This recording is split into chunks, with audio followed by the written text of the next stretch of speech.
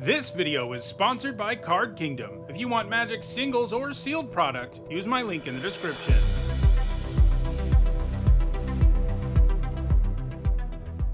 Hi everyone, I'm Nitsa Hone, and it's Saturday. That means it's time for Nitsa Notes, my weekly vlog series about limited Magic. We are now in Edge of Eternities preview season, and it's a pretty fast one. Like, it started last Tuesday. We'll have the whole card gallery on this coming Friday, so 6 days from now.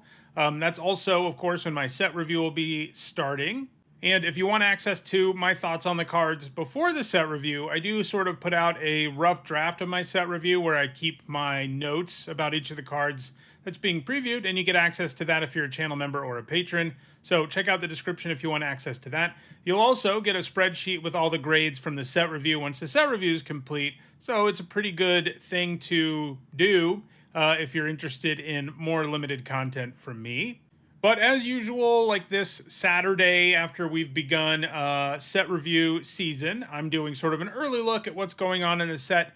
Unfortunately, they didn't give us very many signposts this time around for us to really delve into what the archetypes are in any detail. There are a few that we know for sure, but the rest would be highly speculative, and that's not really worth doing.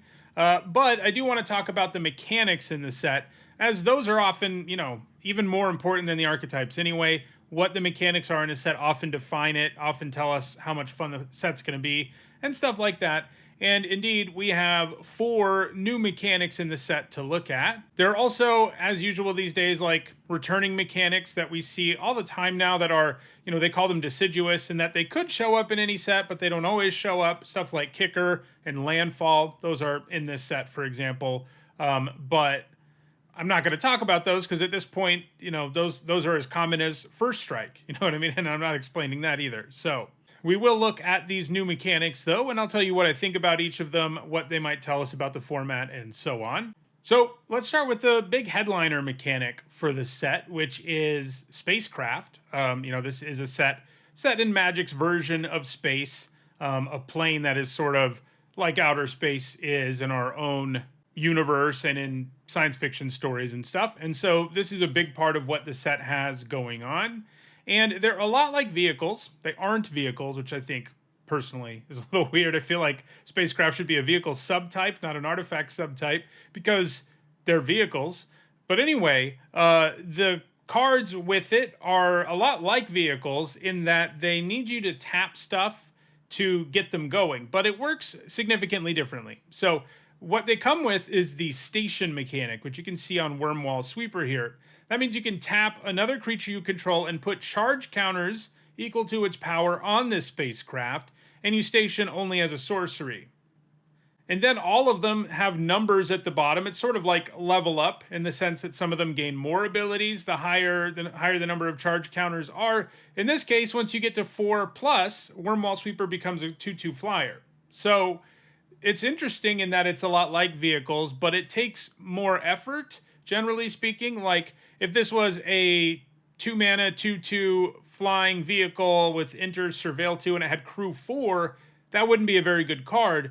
But Station 4 is substantially different because that means once it has those counters, it's a creature forever. So they take a little bit longer to get going, but once they are going, they stay that way, unless your opponent removes charge counters or something silly like that. But that's not especially likely to happen in a limited format.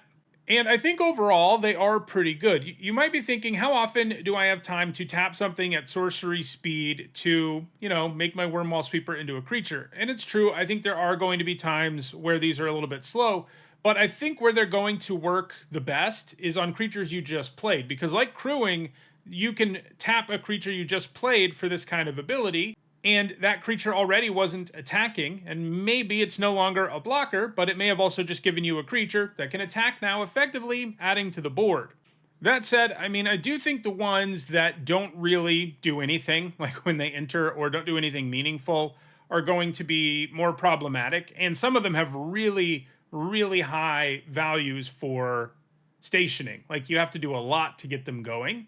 But I think the ones that have relatively low values for stationing and the ones that at least do a little something when you play them are going to be okay. Like, I think Wormwall Sweeper will be decent. I don't think it's going to be great because there are times where it's just a hunk of junk that lets you surveil to and you just can't get it going because the game situation doesn't allow it. But there is going to be a decent chunk of the time where this actually feels like a 2-mana 2/2 flyer that surveils to. And we can't ignore that. The fact that, especially when it has this low of a station value, that it is something that adds to the board and not with an insane amount of effort.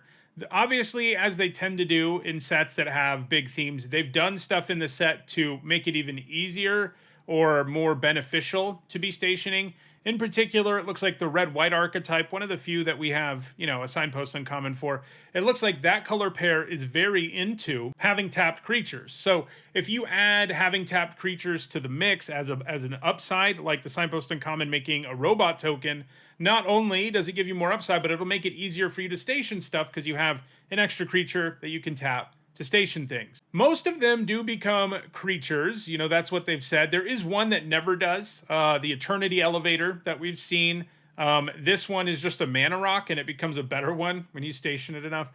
It's an interesting card because a 5-mana mana rock that can tap for 3 is itself the kind of card that can have a home in a format, but station 20 plus to make it into like an insane mana generator, by that point in the game, it doesn't matter. So it's one that I'm worried about because it doesn't really ever add to the board, even if it does help you ramp, and it has an incredibly high station value before it ever gets upgraded.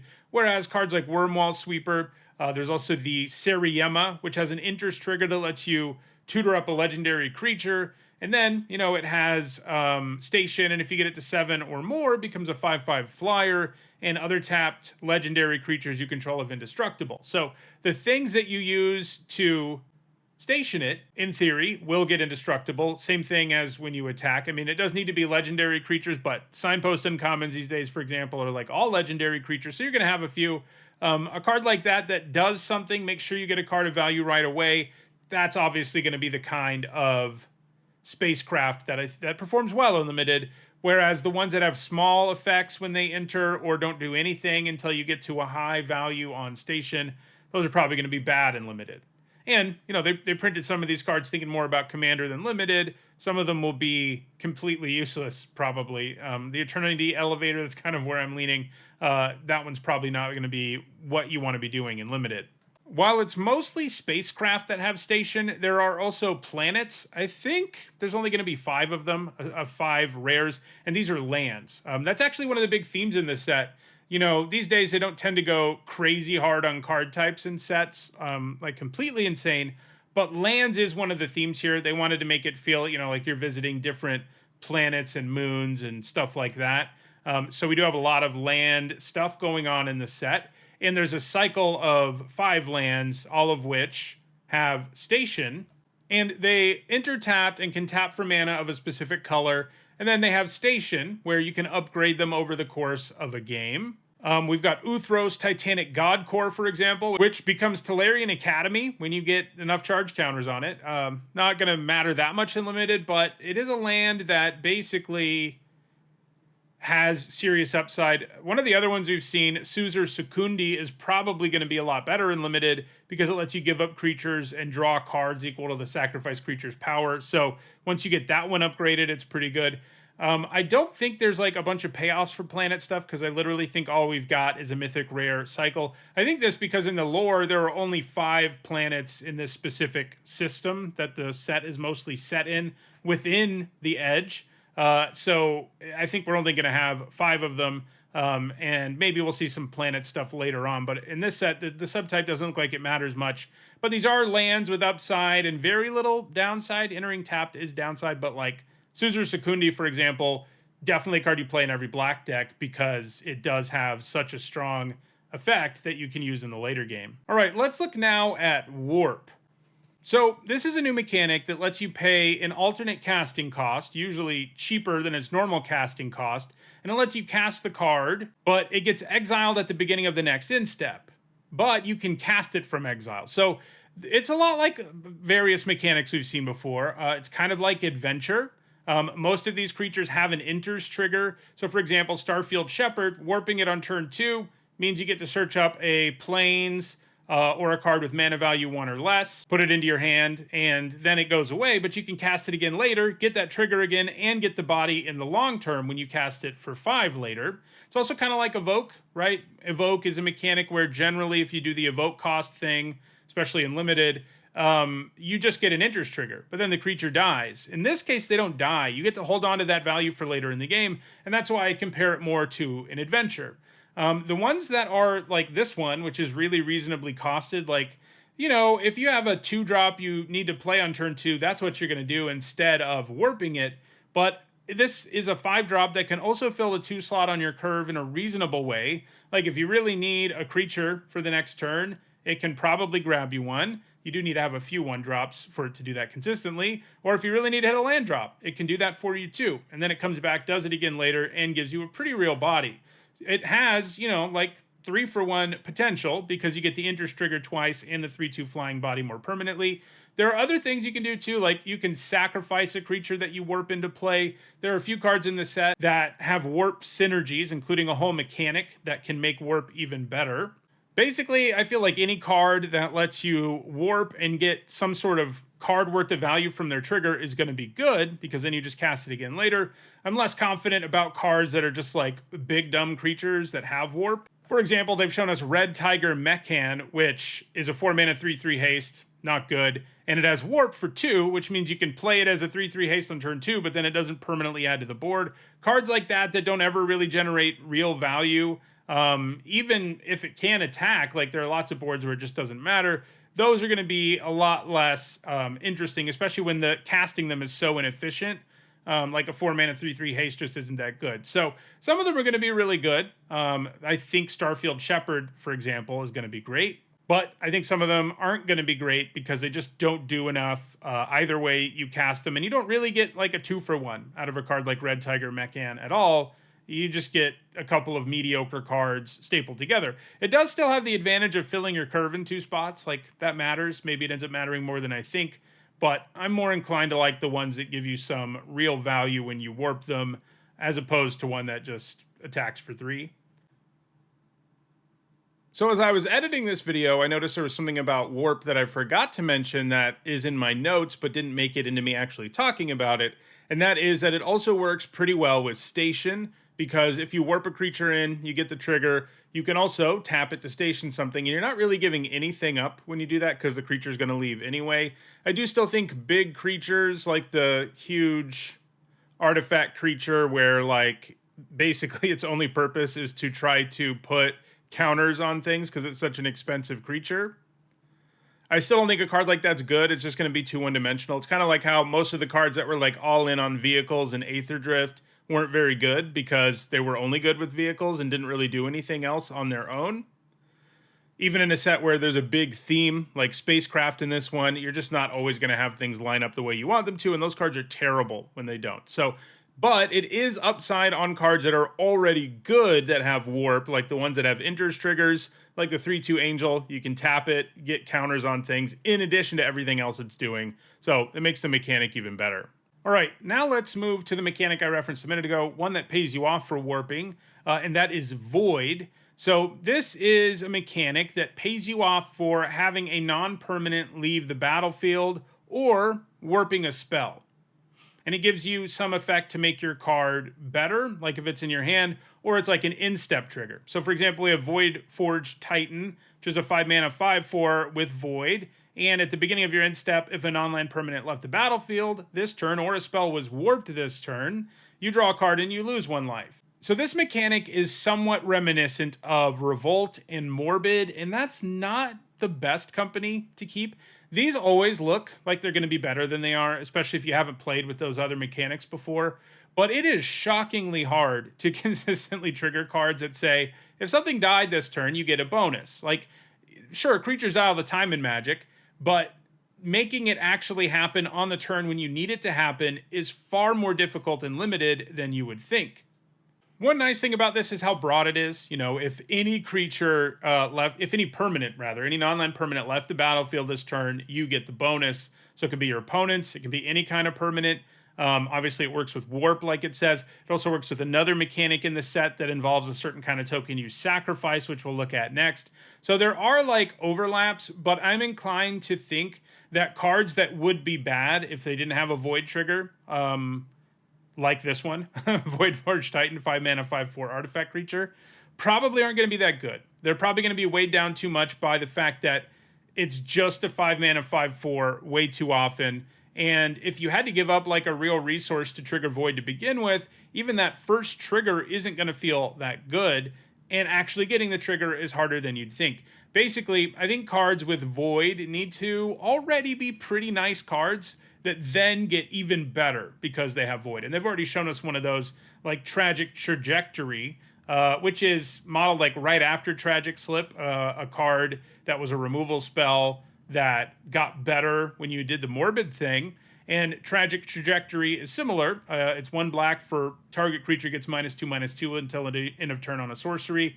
That's a card you play 100% of the time in limited. It's just a good removal spell already. But then if you have Void, it does -10/-10 instead. So it can kill anything once you set it up.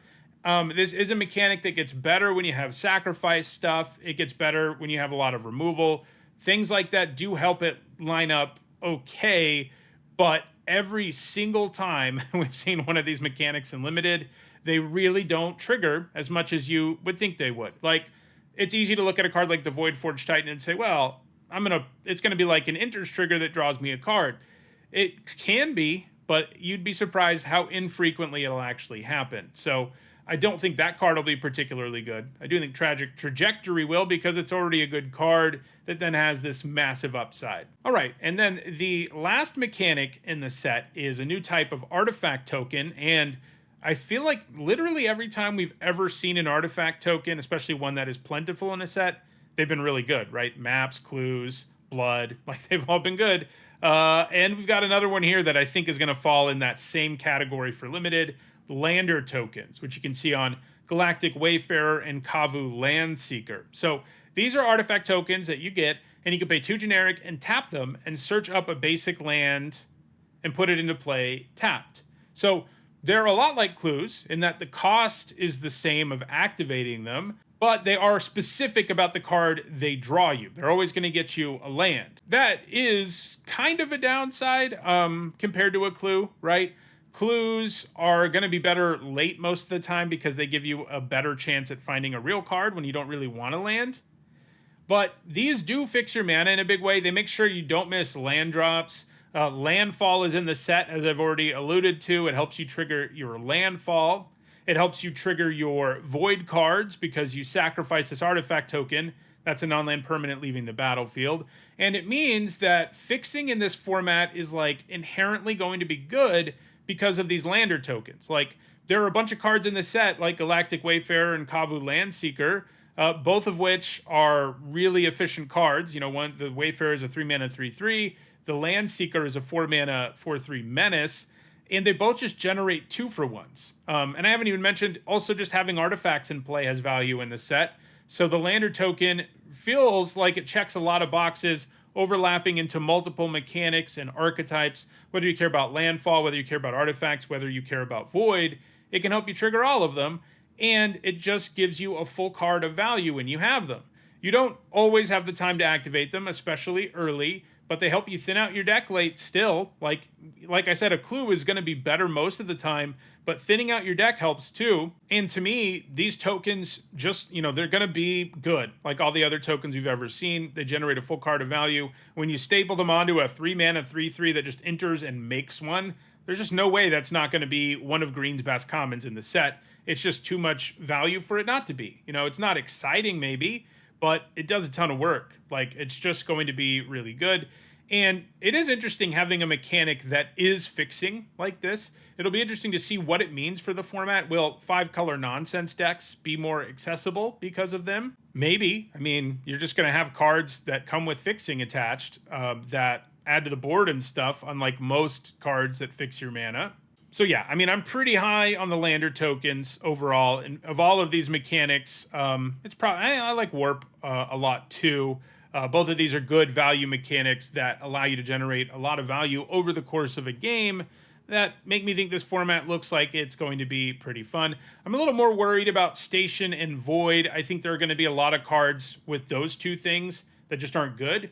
Whereas I think most cards with Warp and most cards that make Lander tokens are just going to be pretty good. I mean, I did mention some Warp cards that I don't think will be good, but I think that'll be few and far between because I think most of them will feel like adventures, which is good, a good comparison to have because adventures have always been so strong and limited. So those are the mechanics. You know, we've got station / spacecrafts and planets, void, warp, and lander tokens. Set looks pretty cool overall. It's going to be a lot of fun to play, and I'm looking forward to doing the full set review starting next weekend. If you enjoyed this video, please like it and share it so that others can enjoy it too. If you want to make sure you catch future videos, don't forget to subscribe and turn on notifications. And if you want to catch up on past videos, including many more videos talking about limited magic, you should see a playlist on your screen shortly. Thanks for watching.